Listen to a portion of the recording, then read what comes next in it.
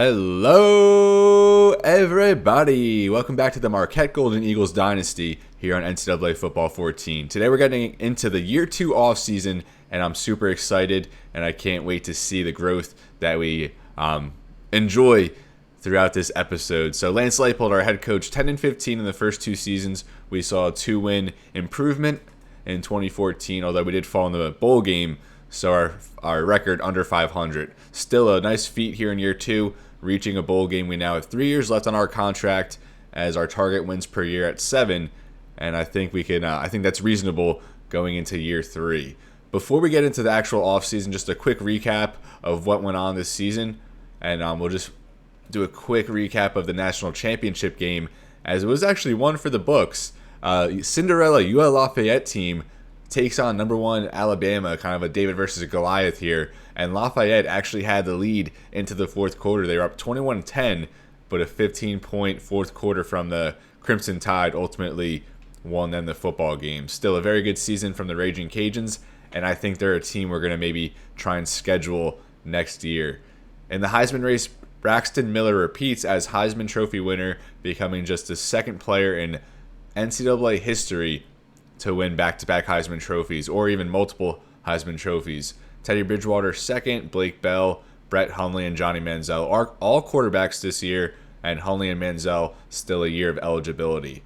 Now looking at our player stats, we did recap this at the end of this last episode, but we'll just do it real quick again, as it's our last look at some of these guys. Jake Haywood, over 2,400 passing yards, 9 touchdowns, 8 interceptions, and he leads Marquette as the all-time leading passer with just over 4,000 yards. Dylan Koufax, he didn't quite pan out, although he had his moments. Overall, not that big of an impact here in year 2, but still a great team guy, and we're thankful for what he brought to the table. Haywood was sacked 19 times, and I think that was down from last year, as the year prior he was sacked 23 times. And that 23 was in split time with Koufax. That's actually a big drop-off, a huge improvement in our pass protection. Storm Norwood just barely led in rushing yards. He had 15 more than Dowling on 5 extra rushes. Their production across the board nearly identical, as they're going to lead our backfield yet again in year 3. All 4 of our running backs here, Dowling, Briggs, and Bolt, they're all going to be gone after next season. So our backfield is going to look completely different going into year 4. Dowling, Norwood, and Bolt all with 3 rushing touchdowns, along with freshman fullback Jeff Harris, and Theo Briggs 9. I think that was a record for us. I think that was the most we've had so far. Shane Little's going to leave as our leading receiver. No touchdown receptions here. 5 the year prior, which led the team. He has 95 catches, 1,224 receiving yards, and then in the last 2 seasons, an identical 12.9 yards per reception. His average yards after catch improved, but look at the drops. His drops tripled, and he had 12 this past season. I got a comment from Joka, and he even noticed that the drops were bad this year. Hopefully that gets better next season. Jordan Pinson, a true sophomore, and he is a budding star here for our Golden Eagles. Led our team with 4 touchdown receptions, had that big punt return touchdown on senior day, kind of saved our efforts that game, and he's going to be our punt returner yet again, junior next year, and probably our number 1 receiver on the team, and we're trying to get him involved on some screens, end arounds, and just kind of use his dynamic athleticism to our advantage. Grant Cooper very well may be our highest overall next year. He's been very good, consistent over the last 2 seasons, although over 500 receiving yards last year, under 450 this year. 3 touchdowns over the last 2 seasons, and he's been a very good blocker, and his drops very bad in year 1 at 8 dropped passes, but only 3 this past season. And then Jonathan Thomas, he's gone, a redshirt senior, after 2 solid seasons with the Golden Eagles. Randall Darby will be a senior. He'll be more involved after solid production in more of a reserve role. He did have that 41-yard catch, no drops, and 15 catches, over 180 yards. So we like what he brought to the table, and he's going to be asked to do more in the passing game. Probably as our number 2 receiver here to Jordan Pinson. Tyson Bolt led the way for our backs in the passing game. 11 catches, over 100 receiving yards. Scott Dixon, junior tight end. He'll be more involved next season, most likely. Thad Archibald, I think he's going to be our slot guy. He was a fun player, more of a reserve role. 5'7", 170 pounds, super tiny, but he made a big impact out there. He had a big catch of 26-yard touchdown I think, for his first career catch. I forget what game that was, but he's probably going to be our slot guy. Pinson on the outside, and then Darby more of our, I would say probably more of an X receiver with his size. His size and physicality, I guess I should say. Jeff Harris, he had a nice impact in the passing game along with Dexter Dowling. Blocking. We won't really go too much into this, although Tremaine Barry, he's going to leave after starting every game at center. 4 pancakes over his career with 7 sacks allowed. And then Montez Chamberlain, I think it's probably for the best that he leaves. He did start every game at right tackle, but we do have we did sign a nice lineman, or hopefully we're going to sign a nice lineman. We have like a 79 or 77 overall offensive tackle who we lead for in recruiting, although we are battling, I think it was Georgia or Oklahoma who was emerging. But Montez Chamberlain, he is no longer on the team. Jabari Branch, Brian Joseph, they'll kind of battle for the right guard spot yet again, but I think I maybe lean more towards Branch. Sean Murphy was a very good freshman tackle that we were able to sign in our inaugural recruiting class. He'll be more improved next season. Defensively, Davin Rice will return in the middle for us at middle linebacker. He was one of our better defenders, had a very good impact, and I'm happy he's returning. Rondell Nichols. So our free safety was D'Angelo Bush in year 1. Year 2, it's Nichols. So he's off for graduation. So now in year 3, we'll have a new free safety. And I think our secondary is going to be a huge weakness for us in year 3 of this dynasty. Denzel Highsmith, he's off for graduation as well. Very good impact. Tyler Black will return. He'll be a year 3 starter at strong safety in his senior campaign. Marcus Dixon, our primary slot receiver, corner throughout these last 2 seasons. And then Daniel Armstrong, he was our biggest impact player, a JUCO commit that we got. 6 sacks, 12 tackles for loss as he split time at strong side linebacker and more so defensive end though. Juice Campbell, I'm happy he'll be back as well. He'll be a senior, a cornerback, and he leads our program so far with 5 interceptions, 4 in year 1, and just 1 this past season. We'll try and see if he can be a little more dynamic on the outside. His counterpart at corner, Dickenzie Durant, also started every game so far in this series, but a senior, so we're going to have a few new faces in the secondary next season, and we'll talk a little bit more about that unit later on. 4 interceptions throughout his career, 2 in each season, and he'll leave the program second in interceptions, just 1 behind Juice Campbell. Barry Barber, his production was a little down, but I think he's in for a strong senior season. 5 sacks in year 1, and then just 2 this past season. Kenny Johnson, he was a freshman we got in our inaugural recruiting class, a strong freshman year and a kind of more of a reserve role, but he's probably going to be a starter at corner this next season along with Juice Campbell. Johnson being a sophomore, he'll probably be a 3-year starter for us. Clarence Sturman and Gavin Battaglia will both return next year, our starting defensive tackles, and we have a lot of depth on the defensive line, but especially in the interior. We have a transfer who will be eligible next year, Rob Bain from Illinois. And he's actually our highest rated D tackle, so we'll take a look at him here shortly. Darquez Goddard, he's graduating, 5 sacks this past year, 12 tackles for loss, 9 sacks over his career, so he's probably first or second all-time in sacks. And he came around very strong in our final few weeks, made a huge impact in our last 2 games especially. Ahmad Plummer didn't have much playing time as he was injured for the most of the year. And that's going to do it here. Well, I don't want to spend too much time. We kind of recapped all that, but I just wanted to give a little forecast on our roster. And now we're set for the offseason. And the first step, I believe, is going to be the coaching carousel. I don't really expect much there. And then we see Robert Williamson, a 70 overall corner, and we're recruiting with a few schools for him. He was our top prospect in the whole entire recruiting cycle. And if we are able to lure him into Marquette, I think he's probably a 4-year starter. And we actually are getting an extension, a 5-year extension. So that'll overlap us 2 more years. Instead of being out after 2017, that gives us till 2019. And that's a no-brainer. Of course, we want to stay with Marquette and continue building this program. So here's for the coaching carousel. Jimbo Fisher fired after failing to meet goals. The Seminoles go 4-8. And the Seminoles hire Manny Diaz, 12-1 as a DC, and he returns to his alma mater, and he's going to try and rebuild the program there in Tallahassee. Now for Missouri, Bob Cole from UL Lafayette. So the Raging Cajuns make the national championship. They lose to Alabama and now their head coach goes to Missouri, where he'll be facing Alabama. Bronco Mendenhall fired from BYU, and they go with Jeff Quinn, head coach from Nevada. A nice job upgrade there. And now Pittsburgh, and their head coach was hired as the UL defensive coordinator, so I guess they didn't retain him. And now they get Bobby Petrino. So Petrino goes from Western Kentucky to Pittsburgh, and that's an interesting hire. Boston College, and they get Kirby Smart. So Smart, obviously the defensive coordinator there for that national championship Bama team, and he settles for Boston College in this dynasty. Now for Rutgers, the in-state team for me. Clarence McKinney, an offensive coordinator from Texas A&M. Nevada head coach. And I don't know if I fully got out my thought earlier, but Matt Rule, he goes to Nevada. I'm not sure if that's much of an upgrade over Temple, but I guess he'll take it.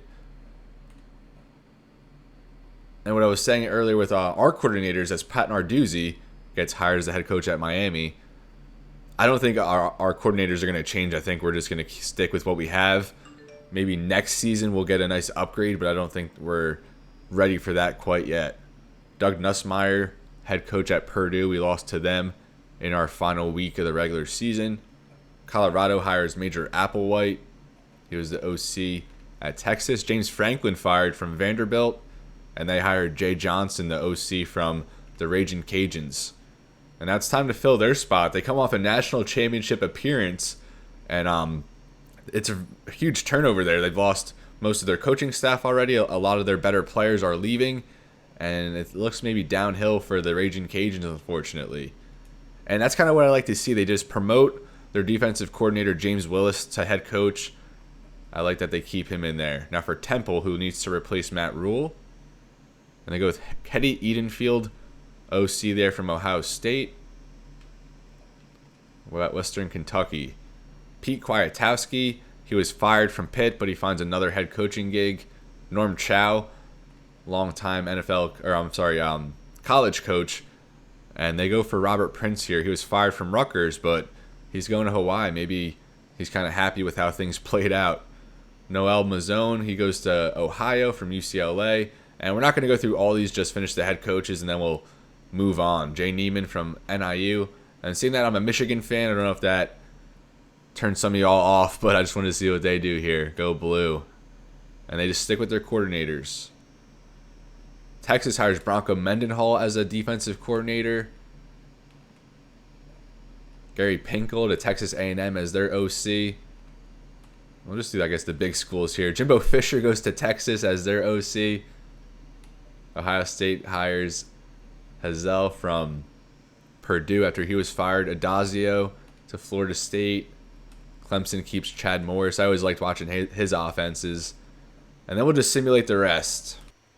And so now looking at our coaching staff, we get an extension, and our defensive coordinator, Herbert Wright, gets an extension as well. And some interesting hires there. I always like watching like head coaches who in present day, they go on, like Jimbo Fisher. He went on to have a illustrious career. He had a huge payday there with the Aggies, and then he gets fired pretty early on in his tenure with the Seminoles, now the offensive coordinator for Texas. So players leaving, and we actually had a surprise transfer last year. Desi Watkins went to Louisville. He was a receiver we were expecting to kind of be in Randall Darby's role this past year, but maybe a running back transfer. I don't think so, because we kind of mix all our guys in. Maybe a linebacker transfer. We weren't too good with that, so let's get into it and see what happens here. And no transfers. Okay, we stick with everybody we had, and then of course all the seniors we already reviewed here. They're not a part of the program anymore. Shane Lytle, number 12. I think that might be a number you consider retiring, but maybe not. Darquez Goddard, number 11. Dickenzie Durant, number 5. We loved what he brought at corner. Nichols had a huge impact in his first year as a starter. And Jake Haywood and Dylan Koufax, the only quarterbacks to start games for us. And we're going to have a totally new outlook there going into next season. And now we'll move along here. And transfers, I'm so excited for transfers. I hope we get a nice little crop here. We had 3 good ones last year, and now I'm hoping that we get a few more guys. I don't know if it's going to be as good, but even if we just get one quality transfer, I'll be happy. maybe a quarterback, seeing as how we only have 3 now on the roster with 2 freshmen coming in. Ruben Brown is going to be a redshirt senior, and who knows if he's even going to be starting quality. We're going to have a little quarterback competition probably next episode as we go for the preseason. And I will send ahead to transfers. And like I said, I'm really hoping for something here. Before we get into that, though, I like to scroll down draft results a little bit. Just maybe the major teams here. Bama has 2 first-rounders, Vinny Sunseri, Adrian Hubbard, Quan Digio. Some good players there for them. Kadeem Carey, a first-round pick from Arizona. He was a big-time college player in his day. Trey Mason, another running back who was a lot of fun to watch. Lasse Sheestrunk. What about California? Richard Rodgers, former Eagle. Bryce Treggs, also a former Eagle. Sammy Watkins, a first-rounder here from the Clemson Tigers. I'm not going through every team, obviously, just the big ones. Max Garcia, longtime Denver Bronco. Jeff Driscoll, he was in the Heisman race for a little bit there. I think he might have got hurt, though. About Georgia, I think they still have Todd Gurley. So he's going to be, I would assume, in the running for the Heisman next season. Nothing from these Big Ten schools. Iowa. Carl Davis, I do remember him. LSU. The LSU always has to have a few. Anthony Johnson, he was a very high recruit, I remember, but I don't know if he really panned out in the NFL. Jeremy Hill, a nice career there with the Bengals. I always liked Jalen Collins. I think he was drafted by the Falcons, if I'm not mistaken. And Bridgewater, of course, he'll be a first-round pick. Eli Rogers was great, second in the Biletnikoff. And Calvin Pryor, first-round pick. He would go on to be a first-round pick of the New York Jets. And Stephon Diggs actually declares he was someone I wanted to play next year. I was going to schedule Maryland, but with Diggs declaring for the draft, he goes in the 4th round. I'm not really interested in that anymore. Anthony Chickillo, I always liked him from Miami. Michigan has a bunch of picks here, only 1 in the 1st round. Devin Gardner here in the 5th. Devin Funchess, still tight end in this game. He goes in the 5th. About Nebraska, nothing really from any of these Big Ten schools. Northwestern had a 1st round safety, Ibrahim Campbell, and he actually picked us off in our last episode in the bowl game. So a strong finish from him, and he goes on to be a 1st round selection. A ton of picks here from Notre Dame, mostly day 3 guys, but Louis Nix the 3rd, Stephon Tuitt, George Atkinson the 3rd. They all go on day 1 or day 2. Braxton Miller, the Heisman Trophy winner, 1st rounder. Ryan Shazier, Devin Smith, Michael Bennett, a bunch of good players here for Ohio State. As they should have been in the national championship, they should have had the chance to defend their title, but UL Lafayette actually had a strong showing. Oklahoma, a few guys. Blake Bell in the 2nd round. D'Anthony Thomas, a 1st rounder for Oregon, along with Terrence Mitchell. Arik Armstead only goes in the 6th. Penn State, Adrian Amos, Allen Robinson. Rutgers. Wow, Rutgers actually has a few. And they had the highest rated lineman, Caleb Johnson, 98 overall. 1st round pick, Brandon Coleman. South Carolina, Jadeveon Clowney. He had a monster season, won some trophies, won some awards. Dylan Thompson, a 3rd round pick at quarterback. He was in the Heisman race there for a little bit as well. AJ Cann turned out to be a good pro.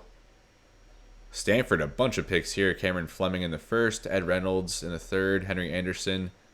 Andres Pete would go on to be a 1st rounder with the Saints. Ty Montgomery, a nice gadget player. Kevin Hogan, I liked him in college. Texas, Jordan Hicks in the 1st, Espinoza. Malcolm Brown at running back. And we're getting towards the end here. I know this may not be any your favorite part, but Blake Bortles, the 6th round there from UCF. We actually wanted to play him, but he was hurt when we played the Knights. They would actually end the season as a ranked team. USC, Marquise Lee, a 1st rounder.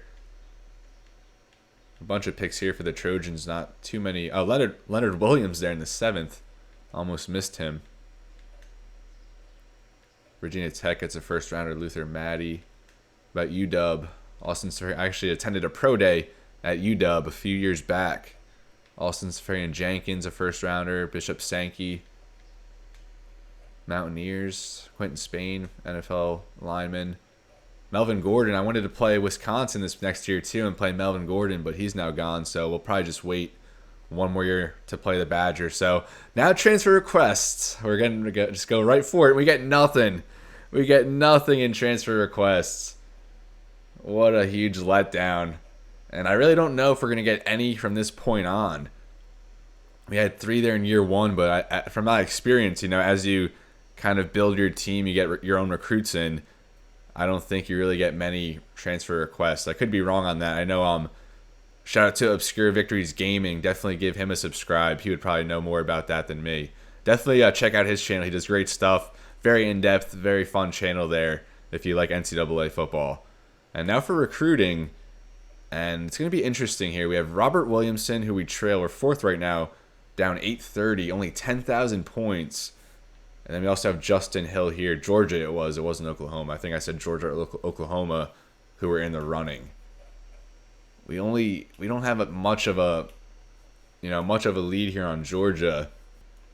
And I really want to get Robert Williamson in. Honestly, Hill would be great. He would come in and initially right away be the best player pound for pound on our roster. But I've kind of voiced my hesitancy to recruit someone of his caliber. Even though he is only a 3-star, he is a gem. He was only a 72 overall base. So he's not outside of our, recruiting restrictions, but still I don't want to overdo it too much. And we have some nice linemen at tackle. We did need to bring in a couple more in this recruiting class. We only had 1 commit, but I like what we had with Sean Murphy at left tackle. And then we also had Randy Heideman. He was a transfer from Miami of Ohio, and he's someone who could start at right tackle. So we don't really need Hill too much. We kind of just need more depth at this point. So I don't know. I think Williamson's much more of a need. He was part of our initial recruiting board. Hill was a late season addition. We kind of just went for players who were low commit percentages. So I think Williamson, we got to go at least 5,000, but probably maybe even 6,000. So I'll just put it at 5,800 for now. We'll just take one more look at his stats. He would come in probably be our best athlete in the secondary, and I've already kind of voiced how weak we're going to be in the secondary to begin with. Already at least 80 in every coverage category. Going to be a lockdown guy for us. Good block shed already. Good hit power, good pursuit for a corner. His play rec is going to see some progression as he advances, obviously, over his career. Williamson would be probably the best player pound for pound in our defensive backfield once he steps foot from Hopkins, Minnesota, 45th corner. And we have him at 5,800, but I think we need to pour even more, honestly. Maybe 6,600. Let me know, Obscure Victories Gaming. What would you do in this situation? And then we have Jeff Hamilton. He was another late addition to our board along with Justin Hill. And we kind of wanted to bring in an interior lineman in this this class, but I think it's something we can kind of overlook for now, just seeing as how we want to give Williamson as much resources as we can, and we kind of want to bring in Justin Hill as well. So I think maybe 70-30, 7,000 for Williamson, 3,000 for Hill. Just maybe hope that we get Hamilton based on what we've provided for him already. Although we could get overtaken by really any of these schools. Oregon would be next up. We kind of just kept these guys, Chris Rucker, Jermaine Burton, on our board as insurance in case Hill committed elsewhere. But we're still in the running for him, so we'll just kind of leave them on there. Larry Campbell, we actually never offered. And I think we maybe should just do that. I don't think we're going to offer him any points, but at least offer him the scholarship and see if he'll come in as some more depth there in the secondary. So we're here at 66 on Williamson. Hill, I think we at least have to go. I would think maybe I think at this point we'll just leave Williamson at 66 and put Hill at 33.50. I don't know if that's going to do it, but I think maybe we should go Williamson down a little bit more, maybe 64, and then bump Hill up a little bit. Hopefully next offseason we have a little more. So I think that's what we're going to do it. I think that's how we're going to do it. Just revisit real quick. We're down 830 on Williamson. We do get good bonus points with playing time, proximity to home. Does it show us what each other school gets. So Minnesota is the only other team that has a better bonus than we do. We rise 55 points. Miami of Ohio kind of slipping. Ball State, I think, really has led the way the entire time for Williamson. So 6,400 points. I think that should get the job done. I don't feel it's a guarantee, but we still have to give Hill his fair share as well. I think we'll just go down a little bit on Hill. Like I kind of voiced, I wouldn't be too upset if we missed out on Hill, just all things considered. And that will just bring Williamson up to 67, kind of just try and guarantee he comes in. Like I said, he would be a day one starter and a 4-year impact player for us. And now here's everyone's favorite part as we advance. And always a tense time. And hopefully Robert Williams is coming to Marquette. That would be the biggest get for us so far in the 2 years of recruiting, I think. And we need a difference maker back there. We really haven't had one. I mean, Juice Campbell has been great, but we need some more interception production. And we just haven't played the ball well. We need guys with ball skills. And Williamson brings that, and plus he's a very good athlete. And then Justin Hill, he would, if he committed, I think he'd probably be our first draft pick. Or maybe Williamson is in that class. And we end up with both of them. So that turns out wonderfully as we get Justin Hill, a 79 overall offensive tackle, and then Robert Williamson, 70 overall corner. William Culver, he was kind of high on our board, but we were locked out of him all season pretty much. He goes to San Diego State. Jermaine Burton goes to the national champ Alabama Crimson Tide. And Larry Campbell actually goes to BYU. Not too mad about that. Jeff Hamilton, the D tackle, goes to Oregon. And then Chris Rucker to USC. So we get both Hill and Williamson as we sign a gem prospect. And then we sign 2 3-stars. I think the game probably filled our roster with more recruits as it tends to do. But we just go back and cut those guys once that period comes. So top classes. And last year we were 101. This year we end at 76. We signed 14 3-stars. And here's our class. Justin Hill, Robert Williamson, this E. Johnson receiver. We didn't sign him, so we're going to cut him. Dusty Alexander, he was 299 on the overall board. Aaron Clark, a good corner. This R. Norton receiver, we didn't sign him, so he's going to get cut. Mike Carroll, I thought he was a 2-star, but I guess he was a 3-star. He has good size at 6'3", although I think he might redshirt. Jay Johnson, our lone linebacker signee. Then we have Mark Henry, an athlete who's most likely going to be a safety, although I think the game has him as a linebacker. But at 192, I don't really like him as a linebacker, and he has adequate speed at safety, although it does need to improve a little. This quarterback, Moss, we didn't sign, although we were recruiting him earlier in the season, but we decided to go with Lawrence Jackson here and Greg Walker instead. Kevin Coleman, he's the only receiver we actually signed.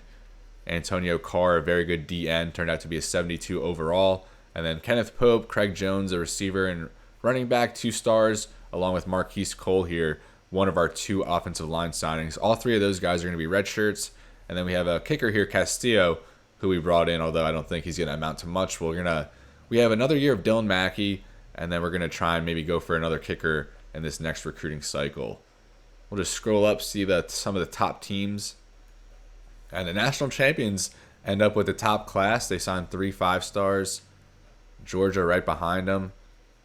Notre Dame, Penn State, Auburn, Texas, USC, Clemson, Oklahoma, Mississippi State. So no major surprises here. Maybe Mississippi State in the top 10. Pittsburgh, a very good recruiting class, despite a 3-9 season. So I forget who they hired as their head coach, but he's going to inherit a nice little influx of youth there for the Panthers. They do get a 5-star in that class as well. West Virginia and Washington, California each get a 5-star commit. Michigan here at 21, no 5-stars. Ohio State here at 23, though. They get 4 1-star commits. What are they doing? 1 5-star and 4 1-stars. You would expect it to be the other way around there for the Buckeyes. Miami of Ohio at 26, and that's probably the biggest surprise here towards the top. Rutgers at 31, you'll love to see that as they need to step it up there in the Big Ten. Now we'll just take a look at each of our prospects and do our final recap here. Of course, you got to remove these guys, though. It's just satisfying. You got to clean it up. And we got to keep it to just our guys. Chris Rucker, good luck in USC. And Burton, good luck with the Crimson Tide. There's Robert Williamson and Justin Hill, who we just talked about. And we actually beat Georgia by a good bit. And we beat Ball State by a good bit as well. So either way, we probably were going to end up with each of them. It wouldn't have taken too much. And we maybe even could have gotten in on Hamilton at D tackle. It's Castillo, the kicker. James Johnson, the linebacker. We were talking about Mike Carroll, only 61 overall, the 116th corner out of Racine, Wisconsin. He stays in state, but like I said, probably a red shirt. Antonio Carr is 72 overall, 6'5", 252 out of Germantown, Wisconsin. And he's going to be a difference maker for us, part of our very strong D-end rotation. As I said, our defensive line is going to be a strength of ours next season, but not so much our secondary. Aaron Clark, 68 overall corner. He'll probably get some playing time this year. Number 6 corner. It says he's a hard hitter, but I thought he was more of a coverage guy. Lawrence Jackson, a strong arm at 6 foot 210 out of Auburn Hills, Michigan. 22nd ranked quarterback. And then Greg Walker. Walker's probably a little bit better of an athlete, although he was the 39th quarterback here out of Carbondale, Illinois. Not as strong of an arm, though. A little more accurate than Jackson here, but he sacrifices that with a poor arm. Kevin Coleman, a very balanced receiver, although not the best athlete, but adequate. Mark Henry, our first athlete we signed. You know, you love signing athletes. Most likely a strong safety. Marquise Cole, Kenneth Pope, Craig Jones, all 2 stars. They're going to be redshirted. And then Dusty Alexander. So I talked about our backfield and how all 4 running backs currently on the roster are going to be gone after this upcoming season. So Dusty Alexander very well may step in as a sophomore and just steal the show from there. So that's recruiting. And I'm very happy we were able to pull away there with Justin Hill and Robert Williamson. A very successful signing day as we end with what was the 79th class. So now with a successful signing day behind us, we'll sim ahead to position changes, another one of my favorite aspects here in the offseason. Now we'll kind of get our first glimpse of all these overalls and everything. So Justin Hill debuts as our highest overall player, although after training, Cooper, who I said would probably end up as our highest overall this season, he'll probably jump Hill, but still, Justin Hill is going to be an absolute stud for us. 84 pass block, 84 impact, 81 run, and 87 strength, and 69 speed at 6'7", 274. Just a monster. And 90 acceleration. This guy is just on something else. 274, probably a little thin with that frame, but once he gets up to maybe 285, 290, he's going to be probably maybe even a first-round NFL draft pick. And we certainly like that, what will do for our program prestige. Grant Cooper, senior. And Rob Bain, he's the transfer I was talking about. So he did play with Illinois in the past, but now a redshirt junior. He has 2 years of eligibility with the Marquette Golden Eagles. We'll look at his stats. As he's actually our top-rated defensive tackle. He has the 81 speed at 6'3", 292, 87 acceleration. Another very good athlete, especially with his size. Not the strongest player, only at 75. And a very balanced skill set with the finesse move, block shed, pursuit, all at 76 at least. Decent hit power. And he's going to be someone who mix into the defensive tackle rotation. I'll kind of just go over to that position right now. So yeah, there we go. Rob Bain, 75. Clarence Thurman, 74. And Thurman's more of a run stopper. And of course we have Gavin Battaglia, who at this point is our all-time leader in sacks. 10 in year 1, 6 this past season. And it's going to be a tough challenge to mix all these guys in. I honestly thought Reggie Watkins maybe might transfer. Very good player, 68 overall, true junior. 6'4", 326, a good run stopper there in the middle. But with Thurman and Battaglia, we just really haven't had much sense to mix him in. But especially now with Rob Bain, I don't know how much we're going to see Reggie Watkins. It'll be a struggle kind of alternating Bain and Battaglia, honestly. Now at quarterback, we see we have Greg Walker and Lawrence Jackson here, each at 69 overall. Jackson a little bit faster, although Walker has the much better agility and acceleration. Jackson better awareness, although Walker has better elusiveness, just better running traits. Throw power. So Walker is 78-78 for power accuracy, and Jackson 82-71. So I would overall say Walker has the better arm, not too much weaker than Jackson's, and a substantially more accurate, and he's a better runner. So I do have I have more favor towards Walker right now, but like I said, next episode I think we'll do a little quarterback competition and some practice and see how that plays out. And of course, there's Ruben Brown, our senior, but we'll check out his statistics, his attributes once we do training. And this is Kevin Moss. We actually were recruiting him, but we only found it necessary to bring in 2 quarterbacks in this class, and then we'll look for another one to replace Brown in the next class. So we are going to cut Kevin Moss, although he is a decent quarterback out of St. Cloud, Minnesota. Then our running backs here, Dusty Alexander. We'll try and mix him in, though, although I don't know how feasible that is with 4 backs in front of him, all seniors. Jeff Harris will be back as our fullback, and then at receiver. And the game signed three receivers for us, but I'm sorry, the game signed 2 receivers for us. Our only ones were Kevin Coleman here and Kenneth Pope. So we're going to cut Johnson and Norton.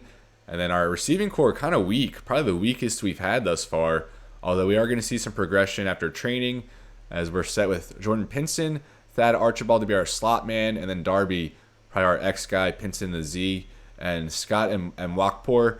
We got him a transfer from Ball State, so he'll be eligible his first season playing with Marquette. We get no tight end signees, although we wanted one. We just had no guys interested. And we're going to be losing Cooper and Dixon, so we're going to have to bring in at least 2 tight ends this next recruiting cycle. Malcolm Graham, we saw him in a limited role. He had his first catch, and that went for a touchdown there in the red zone. So after this season, he'll be a starter as a fresh senior, and hopefully he goes up to maybe a 70 or so by that time.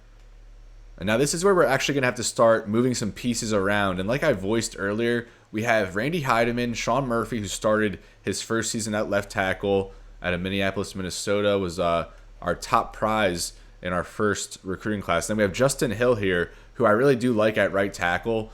He's definitely not an interior guy at 6'7". So one of these guys we do have to move to the inside most likely. Sean Murphy. I really don't like moving guys inside who are, taller than 6'5". Ideally, you get guys on the interior who are like 6'1" to 6'3", maybe even 6'4", I think. But after 6'5", 6'6", if they don't have the bend, it's kind of hard for them in that spot. So what are we looking like? Jackson Lyles has started every game at left guard for us. A very improved junior season, as he, in his first year as a sophomore, gave up 6 sacks, only 1 this past year, and he had 6 pancakes. We don't really have much depth on the interior. We're going to have to find a new center as well. I don't know if Bruno Montoya is the guy at just 66 overall. Brian Joseph or Don Inge. Or maybe we move Lyles to center, seeing as how he's the most experienced guy. He knows the offense. He's been around for a while. And then we move Murphy to left guard. He will drop 1 overall point. What about Heideman? They both drop 1 overall to go to left guard. I think that might be the move. Just shift these guys just over one spot. Murphy from left tackle to left guard. Lyles from left guard to center. That'll give us an upgrade there. And then at right guard, we can have Brian Joseph or Jabari Branch here battle it out like they were last year. I think I kind of favor Joseph at this point, but Branch, maybe our swing tackle, and a guy who might fill in there at right guard a little bit. So that's what I think I'm going to do. I didn't really want to move Murphy from left tackle. I kind of wanted him to be a 4-year starter at that spot. I kind of, kind of might sound silly, but seeing as how, we were a young program last year, and he was a high-profile recruit, but he still decided to come play for Marquette. I kind of want to leave him where he is, kind of at the premier position there on the offensive line. But, he's a team guy, and he's willing to do what it takes. He kind of knew with Randy Heideman coming in that might be a possibility. So this might be the strongest offensive line we have thus far. Heideman, he'll probably go up to about a 75. Lyles will go up to about, we have to move him over to center as he goes up to a 75 after that. So he might even go all the way up to an 80. He'll probably be our highest rated lineman because Hill, he's not going to see any progression, obviously, coming on as a freshman. So Heideman, only a sophomore. Now Justin Hill, a freshman. We have some stability there at the bookends, and we'll have these guys for hopefully 3 years together. And now Sean Murphy will be the starter at left guard. I think we might just keep everything pretty much the same. Don Inge provide some depth here on the interior. He'll probably compete with Montoya for the backup center job. Chauncey Owens, a senior, probably not going to find the field too much. Now with offensive line settled, we're now at defensive ends. And we have some good guys here. Like I said, Carr, a very good commit. Then we have Jerry Jones, who will only be a true sophomore, along with Mike Johnson, two very good gets from our inaugural recruiting class. Barry Barber will kind of lead the way here with our ends, the most experienced at 71 overall. Hopefully he jumps up to about a 75 or so. Carr, he'll probably be the starter. I mean, after progression, Jones and Johnson will kind of be similarly matched with him. I think we'll move Taylor Cone on here. We haven't seen him at all, a part of our initial team, but he just hasn't really worked into the rotation too much. We will move him to right end. I kind of like getting speed rushers at right end with the 74 speed leads the way. So now Barber will graduate after this season. That'll give us Johnson and Conine going into year 4, and then we'll have Carr and Jones. And then we'll have to add another D-end or two in this next recruiting cycle. Now, D-tackle, that stays the same. We already talked about this position. Very strong on the interior and very strong at end, like I said. Maybe not this year, but going into next year, I think our ends are going to be very, very good. Now, linebackers, we certainly have to move some things around. Davin Rice will definitely be our middle linebacker, our most experienced guy. He was tremendous last season. And we got to move Armstrong. He's not a middle linebacker. Should we just move him to end altogether? Maybe he should start it. And I do like him at left outside linebacker, though, as just, our fourth rusher. And like a 3. We do run a 3-3-5 a little bit, so I like him in that formation. And yeah, I think we just will have him as our starting left outside linebacker, but we'll sub other guys in for some other 4-3 sets where we want to rely on more coverage, because he can't really cover too well, but he makes a huge impact. You want him out there. And our linebacker's kind of weak. This might be the weakest linebacking core we've had so far. It's very tough what we're going to do right here. James Johnson, he's all right, but he needs to add on some weight. I hate linebackers at 204 pounds. You need to be at least 210, but even that, I'm kind of hesitant. Clay Diamond, I like him a lot, a true junior. More of a left outside linebacker type guy, not so much right. And so it's going to be between a few guys here for right outside linebacker. It seems Nate Blanchard, Philip Marshall, two guys who are part of our first team, but they haven't seen the field too much with better options ahead of them. Blanchard, the better tackler, better block shed, better pursuit, although his zone a little bit worse. So Marshall is a good coverage guy. Blanchard is as well, but Blanchard just a little bit better of a tackler, although Marshall a slightly better athlete. And then Kevin Muller down here, only 61, probably not ready. Dalton Corbett says he's also, we have a ton of coverage linebackers, and really no linebackers with like good size. Corbett's all right, good zone, but not much of a man. This is tough. All right, so Bobby Price, he was part of our initial class. Do we want to leave him at left outside linebacker? Maybe we move him to middle linebacker. Yeah, he's a sophomore, so he's one of our more, he's an underclassman. We only have a couple underclassmen at linebacker, or 3 here. We have Bobby Price, Randy Carpenter, and James Johnson, who we just brought in. Otherwise, everyone's at least a junior or above. So yeah, our linebacking core, we're going to have to bring in like 3 linebackers in this next class at least. So we will move Bobby Price there. I like his size at 6 foot, 235. Very good speed at 88 overall. Probably won't see the field at all this season. Maybe should even have redshirted him. I don't know why we didn't just redshirt him last year. Maybe I don't know how everyone else feels, but I only really like to redshirt players when they're freshmen. I don't know. Is it weird that I don't really want to redshirt him as a sophomore? I might still do that, just because he's not going to see the field. And James Johnson, we do not want him at left outside linebacker. I think Diamond, maybe we'll put him over there. And then he'll maybe take over once Armstrong leaves. And then next year, is Bobby Price going to be our middle linebacker, though? Maybe Diamond goes back to middle linebacker? I don't know. For now, we'll put Diamond there, and then we'll put James Johnson at middle linebacker, but we're going to redshirt him. So really, it's Armstrong, Diamond, Randy Carpenter, a good run stopper. I haven't talked about him at all through this series. Just hasn't really seen the field. Good finesse move, decent block shed. I'm sorry, good power move, decent block shed. So maybe we'll work in at some point. But I think Armstrong and Diamond are going to kind of split duties here. Clay Diamond, not a good athlete, but he's strong. And he's a very good run stopper. Decent tackler at 74. Good block shed and very good pursuit at 72. And good play rec as well. So I think we'll see a lot of true junior Clay Diamond. He's made an impact as a special teamer. But now we're going to work him into our defensive game plan. Devin Rice will start in the middle. Nate Blanchard, Philip Marshall here will compete. Probably split duties as coverage linebackers at right outside linebacker.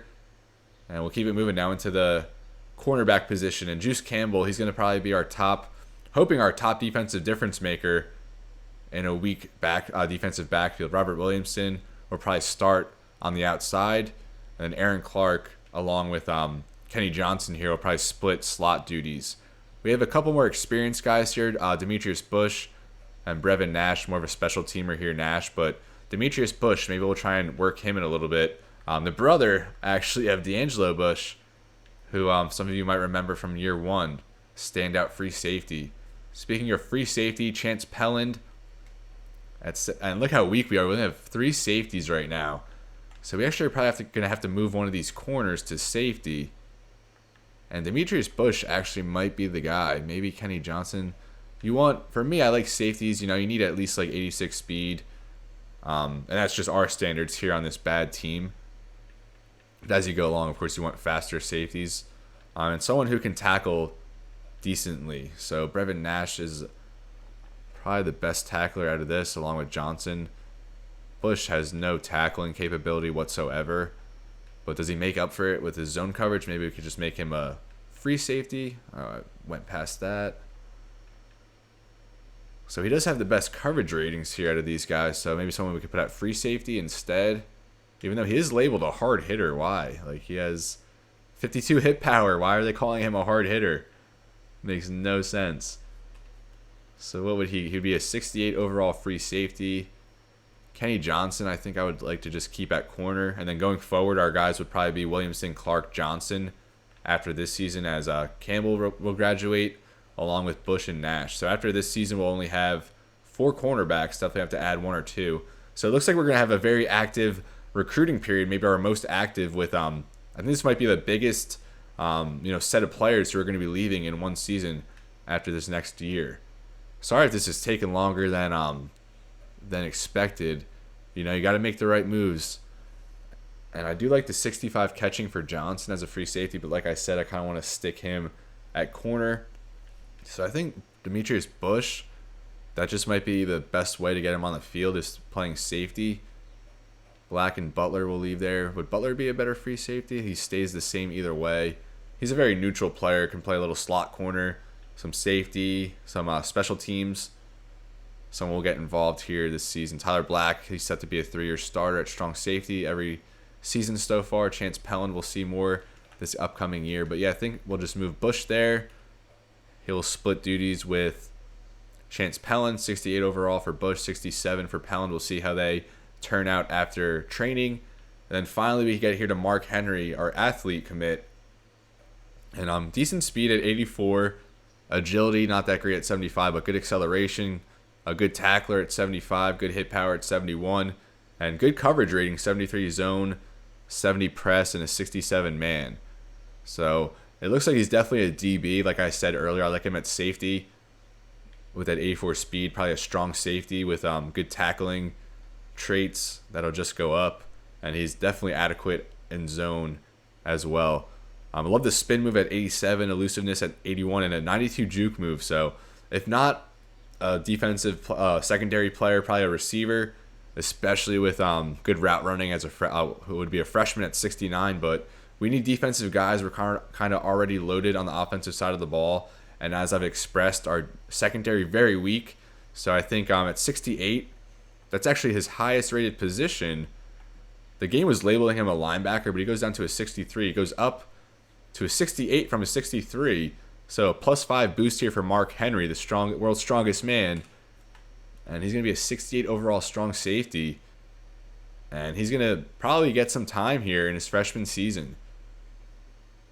Butler will probably jump him after training, but overall, I like what we get there from Mark Henry, better than expected. So with that, we're done with position changes. Might have been a long process, but we're kind of working towards the end of the offseason, the end of this episode now at this point. We go from position changes now to training results, and let's see how we do there. One of the biggest storylines to look out for here is Ruben Brown and how his arm progresses. So Grant Cooper's still our top guy. He gets +5 up to an 82 now. So this year we have 4 players of at least 80 overall. Rob Bain will make his debut after transferring from Illinois. Had to sit out a season. Dylan Mackey now up to an 80. And what's his kick power up to? Can he hit beyond 40 yards now this season? His career long, 39 yards.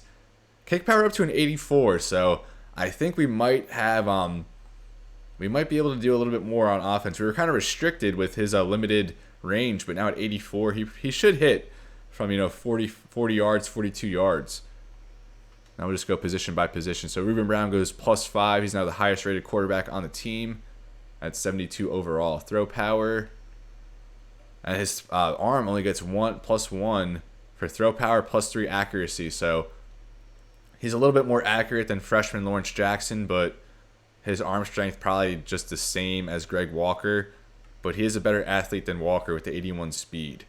At running back, Theo Briggs is still our highest rated player at 79. Storm Norwood and Tyson Bolt each get +5, and Dexter Dowling the +4. So Norwood 76, Dowling 74, and Tyson Bolt 73. All these guys are going to be gone after this next season. Jeff Harris gets a nice boost, +5 now to a 72 as a true sophomore. He had a very good impact towards the end of the season. And look at Darby and Archibald.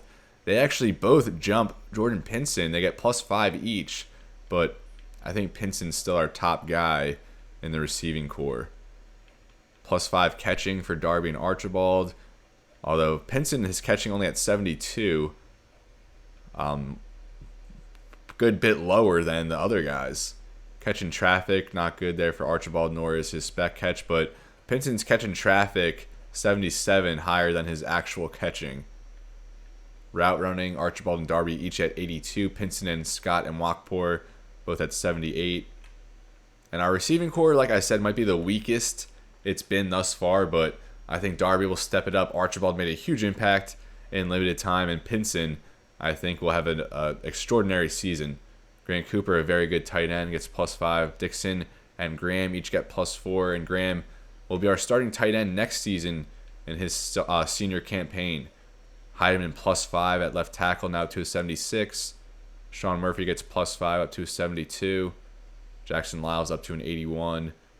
Joseph is 72, and Jabari Branch is 71, although we still have that freshman right tackle who's going to be the starter. Jerry Jones, Barber, Mike Johnson each got +4. So Johnson and Jones each 71 overall, still the same rating each in their true sophomore seasons. Rob Bain gets the most growth here, or at least he's the highest overall. Clarence Thurman only +3, but everyone else +5, as Bain an 80 overall. Battaglia 76, and Watkins is 73. Daniel Armstrong gets +5, 72 overall, 87 speed. And what's his coverage? +5 for block shed, +2 finesse move. So he's now up to an 85 finesse move, 82 block shed. I'm sure those traits lead our team. Pursuit, not that great, though, at 62. Very good man, actually, at 72, but the zone porous there at 56. I would not expect him to have such a good man, but I guess with the 87 speed, low awareness, it kind of makes sense. Clay Diamond up to a 69. Carpenter up to a 69. Davin Rice is now tied with Dalton Corbett. Corbett, a +6, maybe the highest growth of any player on our team. We kind of need that in the linebacking core. Tackling up to 79. Decent hit power. Finesse move, power move, both at 70. And a very good block shed at 78. Better pursuit than Rice. Better play rec than Rice. Better zone than Rice. Wow. So we actually might have something here in Dalton Corbett. Maybe we'll mix him in at right outside linebacker instead. It looks like he's definitely the better option here compared to Blanchard and Marshall. At corner, Campbell gets +5 up to a 79. Kenny Johnson up to a 72. Bush and Pelland here fighting for the free safety spot. They each get +5. Tyler Black +5 up to a 75. And Dylan Mackey now an 80 overall. Eddie Stevens, our freshman punter, up to a 70 overall. So I think, yeah, Lyles at +6 and Corbett at +6 were our biggest growth this training period. Now we'll go to cut players and we'll see how many roster spots we'll have to work with going into next season and how many players we're going to have to fill. We'll check out how many seniors we have upcoming. So what I usually do at this stage, I'll kind of prep the needs for the next recruiting cycle, and I'll kind of divvy up how many spots we have. So here I just kind of count up the seniors. So Cooper, Lyles, Mackey, that's 3. We get 4 more here, so that's 7 total. 10 after Battaglia, 13 here after Rice, 15 after Dowling, 16 after Bush, 17 after Bolt, 18, 19, 20, 21, 22. So we pretty much have to use all our scholarships, and we're even going to cut some players here, so that's going to open up even more roster spots. So here we didn't recruit Kevin Moss, a good player, but we're going to cut him. We lose our Minnesota pipeline, but we'll probably get that back after this next recruiting cycle. And they make you keep 2 fullbacks, so we got to keep Mitchell Gray. Here we have to cut Edgar Johnson. And imagine I accidentally cut one of the players we actually signed. That would be horrendous. I actually want to go back and just make sure we cut the right quarterback. All right, we're all good. Tight end, nothing there. I don't think they signed any linemen for us. We'll just go down the line and make sure. They didn't sign any D ends, no D tackles for us. Was there any more players? I think it was just definitely the 2 receivers, that quarterback. And yeah, that was it. So we took care of that. So we have 3 roster spots open in addition to the 22 players we're going to lose to graduation. And that doesn't account for players, we're not going to get any draft declarations at this point, but in the future, that doesn't account for potential transfers or draft declarations. So we have a clean 25 to work with, and it could be more if we get any transfers. And now with that established, that we have 25 scholarships open, we'll go position by position and establish how many we need. So with Ruben Brown leaving next year, we'll have 2 freshmen, so we're probably going to have to bring in, obviously, at least 1, but we'll try and target to bring in 2 quarterbacks, much like we did in this past class. Then at running back, we're going to lose 4 guys. We brought in 2 this past recruiting cycle, so we'll probably have to bring in 2 more, at least 1, but probably 2 we're going to try and target. Fullback, we're good. We have Harris for another 3 seasons. Receiver, we're going to lose Darby, and then we have to prepare for losing 3 more the next year with Archibald Pinson, Scott, and Mockpour, all juniors. So we're going to have to go for at least 2 receivers, maybe even 3 in this next class. Tight end, we need to get 2 guys at least, with Dixon and Cooper set to leave, and Graham will be leaving the next year. So we need 2 tight ends. We wanted 1 in this past recruiting class, but we missed out. Offensive line, we'll lose 1 there. We'll lose 2 there at center. Another there. So that's 4 interior linemen. We'll lose 1 tackle. So probably like 3 or 4 interior linemen, and then, yeah, another tackle. So we're going to have to bring in a lot of offensive linemen, although we have a lot of youth for the most part. So maybe we don't have to go as heavy there. Maybe a handful of interior guys and then maybe just 1 tackle. Defensive end, we're going to have to bring in just probably 1, maybe 2. But Barber's the only guy leaving after next season. And I don't mind running with 5 D ends, especially 5 good D ends. Now at D tackle, it gets a little dicey here. We missed out on bringing 1 in this past year. Now 2 seniors, we want to account for that, so we'll have to bring in 2, and then maybe even get a jump ahead for the next year as we're going to lose Bain and Watkins. So definitely 2, maybe even 3 D tackles in this next class. Linebacker, we'll lose Armstrong, only 2 seasons here. In Marquette, we'll lose 2 linebackers there, Corbett Rice, and we'll lose Blanchard. So probably like 3 or 4 linebackers we're going to look to bring in, and then Diamond will be gone the next year along with Marshall and Muller. So 3 linebackers we're going to look for, and then probably 2 corners as well with Campbell and Nash leaving. We'll have a lot of youth there. Pretty much all underclassmen next season besides Kenny Johnson, who is going to be a junior. At free safety, we'll have to bring in at least 1 with Bush, a senior, and Pelland, a junior. So maybe even 2 at free safety, and then at least 1 strong safety with Black moving on. We have Castillo here as a backup plan if we miss out on a kicker in this next class. Mackey will be off to graduation. Castillo only 65 kick power, 64 accuracy. So, like I said, a backup plan will just redshirt him and see if we can maybe upgrade in this next recruiting spot. So with that, folks, we're now into the spring. The offseason is complete. And I want to say thank you so much for tuning in to this Marquette Golden Eagles Dynasty, our year 2 offseason. High expectations going into year 3 with Lance Leipold. And we expect to not only clinch a bowl berth, but also win maybe 7, even 8 games in the upcoming season. So this is where I'm going to leave you, folks. We didn't get any transfers, but we got Robert Williamson at corner, and he's going to be a day 1 starter for us and a difference maker on defense. Then at right tackle, we got Justin Hill, a 79 overall gem, and he's going to be a 4-year starter for us. Hopefully he stays all 4 years, and a potential NFL draft pick. So we're gonna pick it up in the spring.